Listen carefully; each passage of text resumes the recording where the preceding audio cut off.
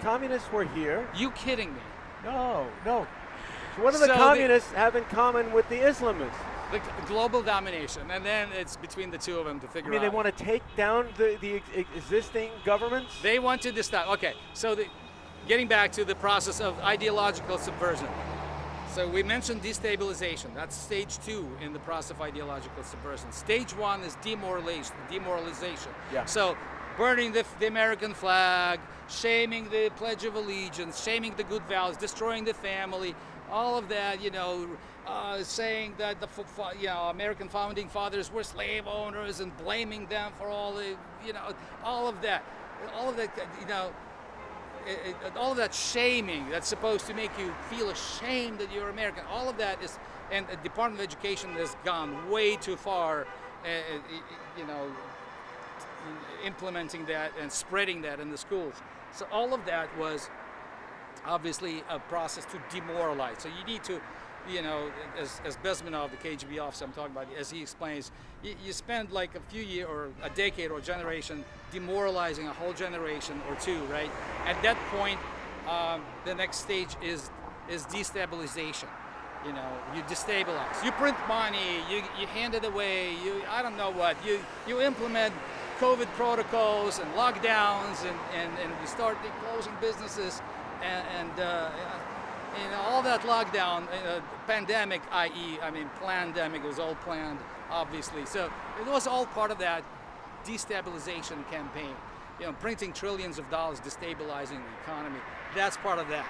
Okay, so it makes me wonder if Biden got paid and how much and by whom. He does not have American best interest. He doesn't have America's best interest at heart. Absolutely not. So it's just, I'm still puzzled as to how in the world, how is it people did not see it sooner.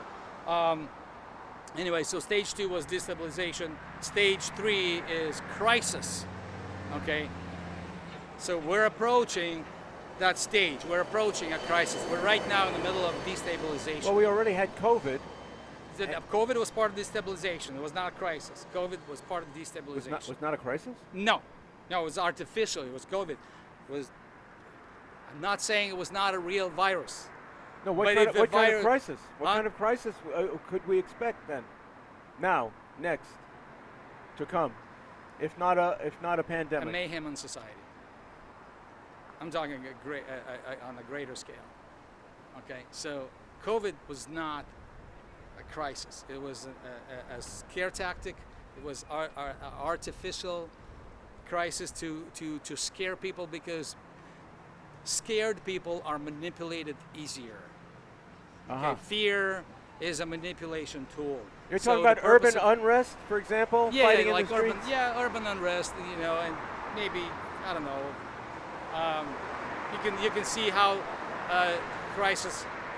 You can study histories of such countries as, for example, Cuba, Venezuela, and other countries that had a history of normal past, and they turned socialist or totalitarian. So you analyze that process, and in there you will see there was a process of destabilization, and then the crisis, and then the final stage in that is normalization. That's when the dictatorial forces, issue the emergency powers, and they move in, so to speak, and take control of everything and all aspects of society, and like Nazi Germany, for example. So emergency power is really a back door into totalitarian control, and so. English is not my native language. I know I'm not really explaining myself clearly. But if there were enough domestic disruption, like during the BLM times, you think that they could invoke the War Powers Act and cancel the 2024 election? The War Powers Act in a time of domestic warfare. I do not know that, and I will try not to speak about what I don't know. I don't claim to know everything. I just say what I do know. So. Explain that again. The War Powers Act. Mm-hmm. If there's a time of internal conflict, they can suspend elections. Okay, Yeah, I wasn't thinking about it. Not, no, I was not aware. So I suppose, you know, power. When abusive power, the abusive power is on a mission to consolidate its power, to consolidate at any price, at all costs. So it, you know, how did Lenin put it? The means to the end. It's just the means to the end. It's all worth it to them.